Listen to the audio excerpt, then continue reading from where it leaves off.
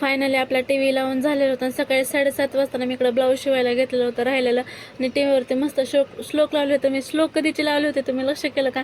पण मी जेव्हा एडिट करत होते ना तेव्हा लक्ष केलं की मी सकाळी ना संध्याकाळचे श्लोक लावले होते, कारण एवढी गडबड होती ना जायची, गावाकडे निघालेलो होतो, ब्लाऊज शिवायचं होतं, बाकी सगळं सकाळचं वगैरे आवरायचं होतं. त्याच्यामध्ये मी लक्षच केलं नाही की मी कुठले श्लोक लावले तर काय लावले काय नाही.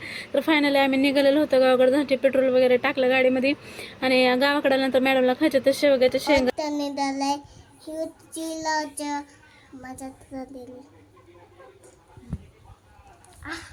लागलं.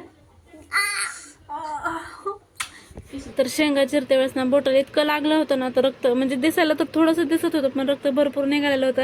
आणि ते बघून सानू मॅडमला लई कसं तरी होत होतं की मम्मा लई लागले म्हणून ते तुम्हाला सांगत होते. आणि त्याच्यानंतर मॅडमची एक झोप झाली होती. झोप झाल्यानंतर मॅडम उठल्या होत्या 8 वाजता. तर झोप व्यवस्थित झाली नसल्यामुळे मॅडमची इकडे चिडचिड चालू होती की मम्मा घेऊन फिर असं तसं म्हणून. लेकरांचं प्रत्येक लेकरं तसं चालूच असते. आणि त्यानंतर ना मी मस्त इकडं ना मेथी भिजत घातली होती, कारण हेअर पॅक लावायचा होता केसांना, त्यासाठी मेथी वगैरे भिजत घातली होती. आणि इकडे आमच्या आहोनी ना माझ्यासाठी हिरव्या बांगड्या घेतलेल्या होत्या, कारण श्रावण महिन्यामध्ये हिरव्या बांगड्या वगैरे घेतात. म्हटलं चला मला पण घ्या तुम्ही कधी, तर आहोने फायनली घेतल्या होत्या माझ्यासाठी बांगड्या.